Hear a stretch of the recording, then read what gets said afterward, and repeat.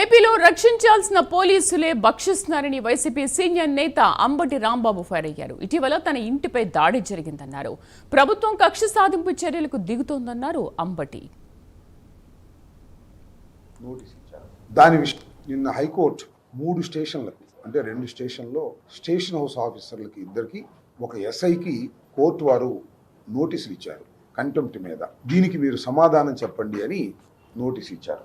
దాని విషయం మీడియా ద్వారా రాష్ట్ర ప్రజానీకానికి తెలియపరచాలనే ఉద్దేశంతో ఈరోజు ఈ సమావేశాన్ని ఏర్పాటు చేయడం జరిగింది. మీ అందరికీ గుర్తుండే ఉంటుంది, జనవరి 31వ తారీఖున మా ఇంటి మీద దాడి చేసి నా మీద అదే రోజున 2 కేసులు రిజిస్టర్ చేసి నల్లపాడు పోలీస్ స్టేషన్లో వాటి క్రైమ్ నెంబర్స్ ఏమిటంటే 76/26 అలాగే 75/26 ఈ 2 కూడా రిజిస్టర్ చేసి దాడి జరిగిన తర్వాత నన్ను అరెస్ట్ చేశారు. అరెస్ట్ చేసి 24 గంటల సేపు పోలీసు లాకప్లో పెట్టి తర్వాత నన్ను కోర్టులో ప్రొడ్యూస్ చేశారు. తర్వాత కోర్టు వారు రిమాండ్కి పంపించారు. ఆ తర్వాత జరిగిన పరిణామాల్లో 18 రోజుల పాటు నేను రాజమండ్రి సెంట్రల్ జైల్లో ఉండటం జరిగింది. ఇది చట్ట వ్యతిరేకమైన చర్య.